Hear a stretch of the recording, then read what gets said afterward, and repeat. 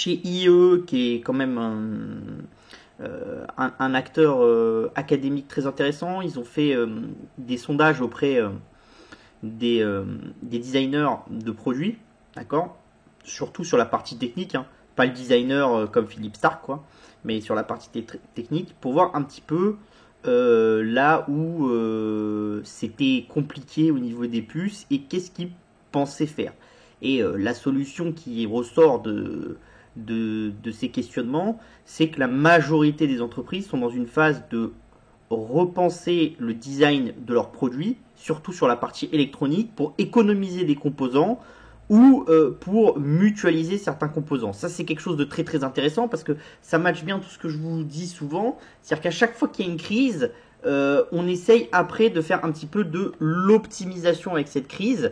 Et donc, en faisant de l'optimisation, on gagne à long terme beaucoup plus que ce qu'on a perdu sur un temps donné qui est très limité, si vous voulez.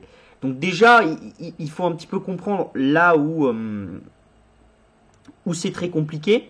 Là où c'est très compliqué, c'est ce que vous appelez les MCU, donc c'est les microprocesseurs, les trucs très très basiques, hein. Ça, c'est vraiment une commodité, c'est la base de la base, et ça coûte très peu cher de base. Mais vous en avez dans tous les produits du quotidien, parce que quand vous voulez vendre un produit intelligent de façon très très simple, par exemple, vous voulez faire en sorte qu'une vitre de voiture se baisse, ou ce genre de choses, ou qu'un bouton active quelque chose, il vous faut un MCU, d'accord?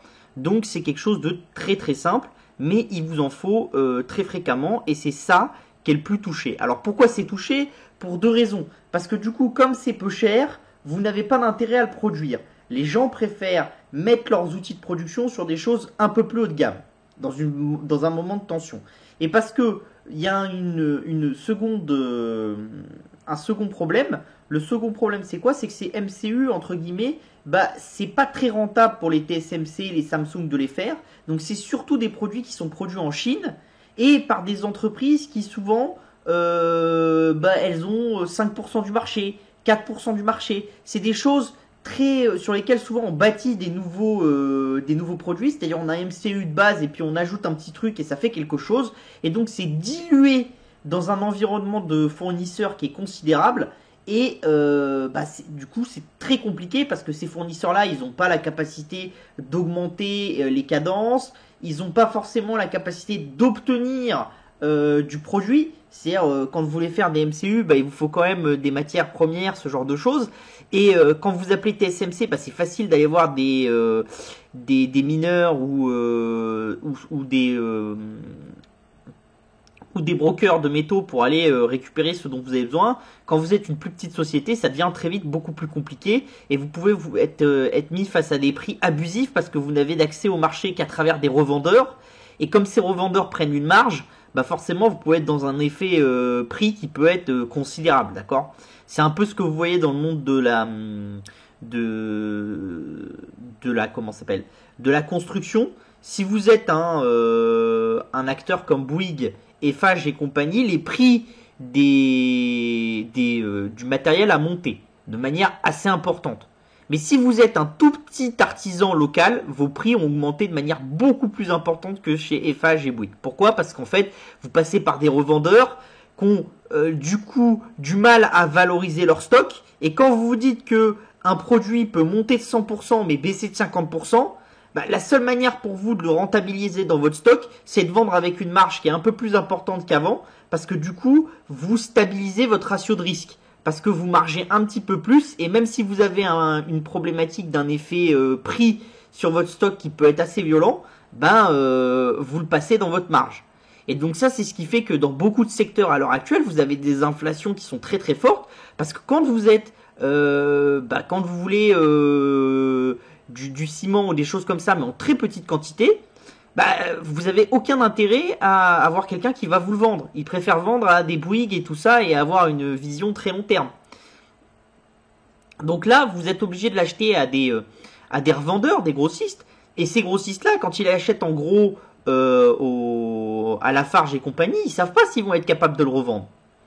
Donc ils essayent toujours de se dire, on l'achète au meilleur prix possible, à un prix qui est le prix de marché de long terme, ou qui est dans le trend de marché de long terme. Et comme là, on est dans un extrémum de marché, en fait, vous tombez sur des moments un peu complexes. Alors cette complexité, vous la trouvez aussi dans le sens inverse, c'est-à-dire que pendant un temps, pendant le Covid, il y avait du mal à trouver certains matériaux parce que des gens comme Lafarge et compagnie n'avaient pas intérêt à vendre à des grossistes et vendaient que dans des contrats cadres à des gens comme Bouygues.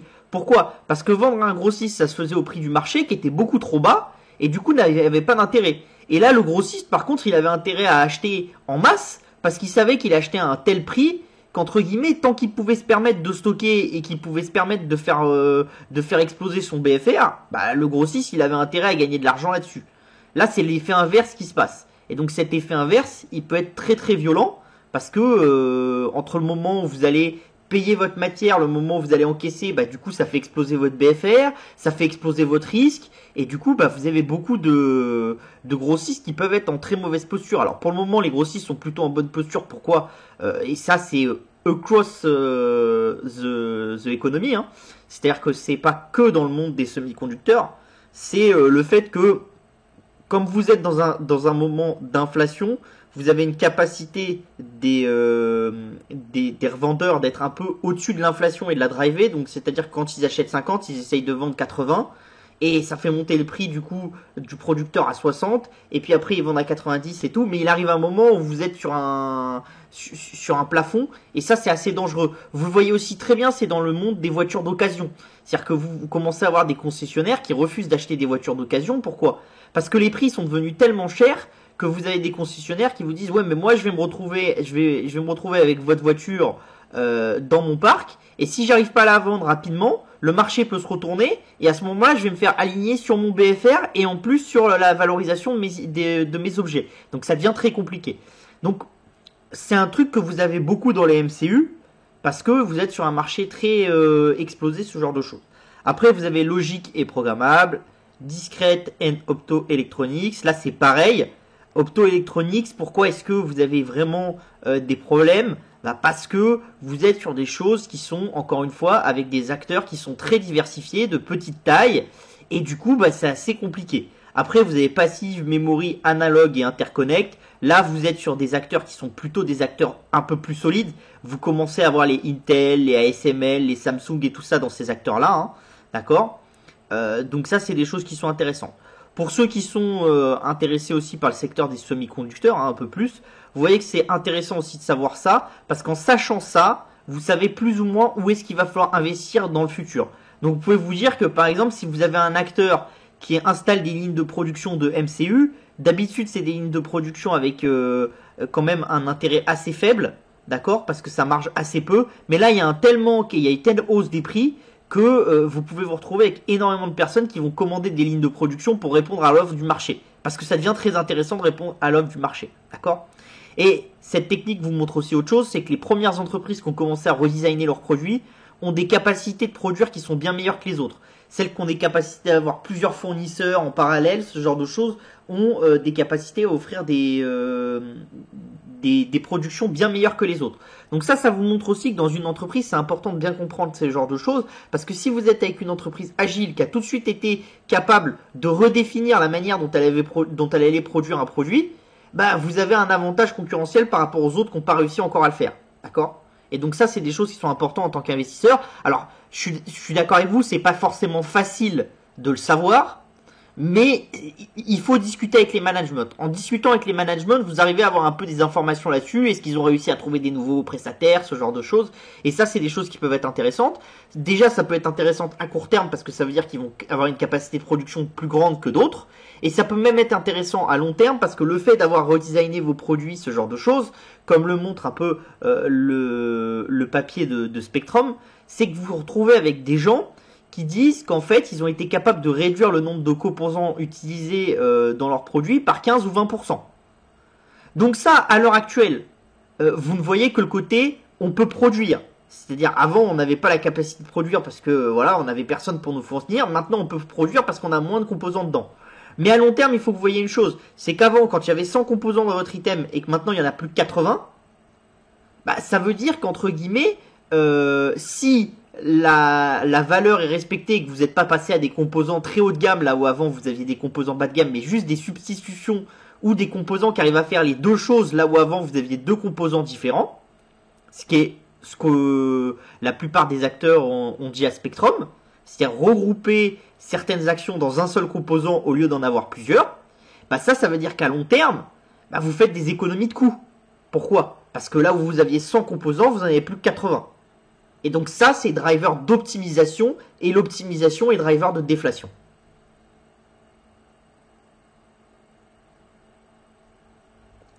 Donc là, vous voyez, vous avez le prix des semi-conducteurs, donc les répondants. Donc vous en avez 18% qui savent pas. Ça, c'est des acteurs qui sont pour qui le prix du semi-conducteur, on va dire qu'il est annexe. Ils ont d'autres problèmes, ils sont sur d'autres soucis, et le prix est vraiment annexe.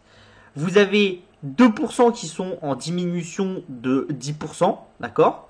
Donc ça, c'est des acteurs qui ont réussi à aller sur des technologies bien particulières, ou qui ont réussi à prendre un semi-conducteur qui va faire 2 ou 3 choses là où avant ils en avaient 3. Donc au global, ils vont le payer plus cher, mais quand ils réfléchissent, ils payent moins cher qu'en additionnant les 3 dont ils avaient besoin avant. Vous en avez 5% qui n'ont pas de changement. Vous en avez 29 qui sont en hausse de 2%, d'accord, jusqu'à 2%, de 3 à 5, de 6 à 10, et 9% qui sont en hausse de plus de 10%. Donc vous voyez quand même que le gros de la cohorte se situe entre 0 et plus 5%. Donc ça reste une inflation des prix qui est très très contenue. C'est-à-dire vous n'êtes pas sur des choses qu'on fait x40. Vous êtes sur des choses qui sont très contenues. Pourquoi est-ce que c'est très contenu? Parce qu'il y a quand même une vision du marché que la situation va s'améliorer, que de toute façon, quand on commence à être sur des hausses de prix supérieures à 10 ou même supérieures à 5%, il y a un intérêt très très important des fondeurs à créer des lignes de production et à les créer très rapidement. Parce que comme vous êtes sur un business entre guillemets où il faut produire, si vous êtes sûr de vendre 100% de votre production et que vous la vendez 5 ou 6% plus cher qu'avant, quand avant votre marge elle était par exemple de X, bah vous allez faire X plus quelque chose, d'accord? C'est des choses comme ça. Là, vous avez la vision des acteurs, le délai à cause des problématiques de puces. Donc 1 à 2 mois, vous êtes à 26% des répondants, 3 à 6 mois 49, et après 21, et vous en avez qu'à 5% qui sont au-delà de 12 mois de délai, d'accord? Donc vous voyez aussi que la majorité des acteurs qui ont du délai, ils sont quand même sur du délai de 1 à 6 mois. Donc c'est pas non plus des choses considérables, des problèmes considérables. C'est pour ça que moi je vous dis que je pense que c'est quelque chose qui va se régler fin 2022, début 2023. Alors modulo du Covid et de ce genre de choses, parce qu'effectivement si le Covid repart fortement, tout le monde s'arrête de consommer et tout, bah les fondeurs ils vont pas avoir envie d'installer des nouvelles lignes de production, d'accord? Mais modulo du Covid, vous pouvez vous dire que 2023, on va commencer à mettre en place des nouvelles choses et il va commencer à y avoir des choses qui vont être assez intéressantes, d'accord? Donc là, vous avez la vision de comment on s'est réadapté. Donc redesigner les boards, le pin-to-pin, le drop-in replacement, enfin voilà, les changes dans le firmware, des changes dans le software. Vous voyez que la majorité des changements sont quand même des changements électroniques. Et ça, c'est très intéressant. Pourquoi c'est très intéressant? Parce que la majorité des changements sont électroniques. Mais quand on va lire un petit peu sur Spectrum ou sur MIT Review des articles ou ce genre de choses, on voit une chose, c'est qu'il y a une capacité de certaines entreprises, en plus de redéployer la manière dont vous designez les puces et dont vous designez votre objet pour utiliser moins de semi-conducteurs, d'accord? Vous avez autre chose, vous commencez à avoir une idée qui est, on optimise le côté software pour avoir besoin de moins de semi-conducteurs et de choses ou moins performantes ou qui peuvent faire plus de choses et tout. Et ça, c'est des choses très intéressantes parce qu'encore une fois, quand vous allez améliorer votre software, quand vous allez investir dans votre software, ça sera toujours là demain et après-demain. Même quand on sera en ouverture totale et que y aura des MCU dans tous les sens et qu'il n'y aura pas de problématique de semi-conducteurs, ces efforts que vous avez faits et les efforts que les entreprises ont faits là, ça sera des efforts que vous allez retrouver dans votre prix et dans votre marge pour ces entreprises à long terme. Et vous avez des très grandes entreprises qui ont fait des efforts. Des gens comme Apple, des gens comme Samsung qui ont été capables de faire des efforts sur la capacité de designer les puces et sur la capacité dont on interface les différents semi-conducteurs et l'appareil pour optimiser l'existant. Et ça, c'est des choses qui sont très très importantes parce que pendant longtemps en informatique, on n'a quand même jamais été vraiment dans l'optimisation. Parce qu'on avait un phénomène qui était toujours, on va arriver sur des outils de plus en plus puissants tous les 12 à 18 mois. Est-ce que ça vaut le coup de s'optimiser?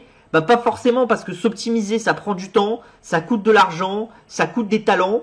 Et en fait, le temps de s'optimiser ne matchait pas avec le temps d'optimisation de la technique. C'est-à-dire que la technique avançait tellement vite que optimiser, c'était pas rentable, parce que quand vous aviez réussi à optimiser la génération précédente de processeurs, on était déjà à la nouvelle. Et quand vous avez des besoins qui sont de plus en plus forts, c'est limité. Par contre, ce qui devient intéressant, c'est que en rendant intelligent des objets hors les ordinateurs, ce genre de choses, mais des choses très simples, des fenêtres, des micro-ondes, ce genre de choses, là, si vous voulez, vous n'avez pas besoin à chaque fois d'être sur le top du top. C'est-à-dire, vous pouvez être sur une génération ou 2 générations en arrière, ça n'a aucun souci. Parce que vous êtes sur des calculs qui sont à très faible intensité,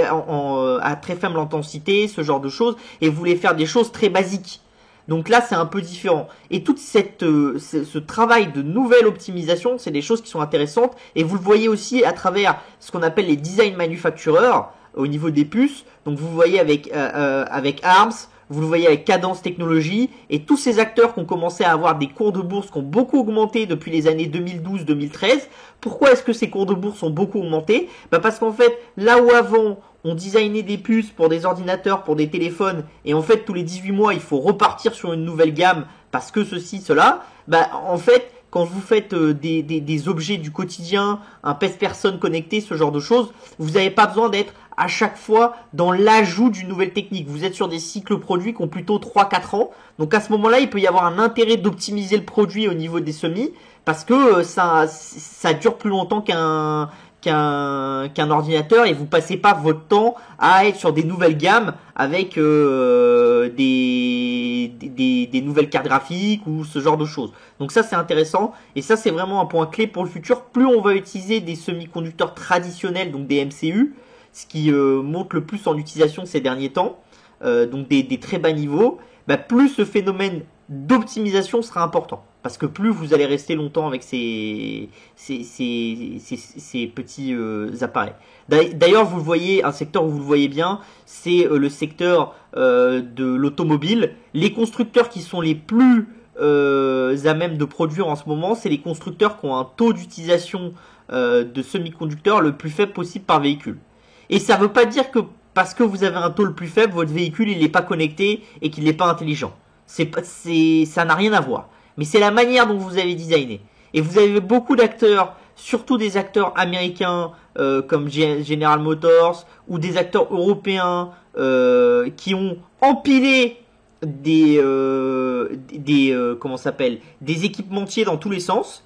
Chaque équipementier pense sa puce au niveau de son produit, et après vous mettez tout dans la voiture. Et vous avez des acteurs un peu comme Tesla et tout, qui ont essayé de penser l'aspect technologique de la voiture à un niveau global, et donc on demandait à leurs prestataires de discuter entre eux pour avoir une optimisation des puces qui sont injectées dans un véhicule. Et vous voyez qu'il y a plus de capacité depuis le début de la crise de Tesla à répondre à la demande que de d'autres acteurs. Alors certes, ils partent d'une production qui est beaucoup plus faible que les autres. C'est plus facile de doubler votre production quand vous faites 200 000 bagnoles que quand vous en faites 10 millions. On est d'accord, le besoin est pas le même. Mais vous avez vraiment une différence. Vous avez des acteurs comme Toyota et tout qui sont habitués et qui ont des stocks.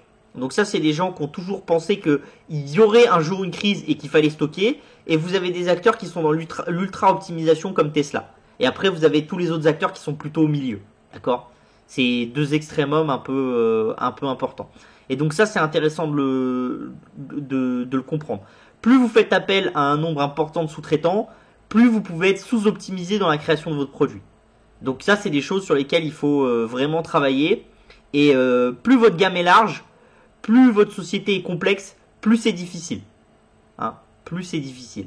Même si vous avez toujours l'intérêt d'utiliser un outil que vous utilisez dans une autre voiture, ce genre de choses, et de faire des synergies, c'est quand même pas très simple.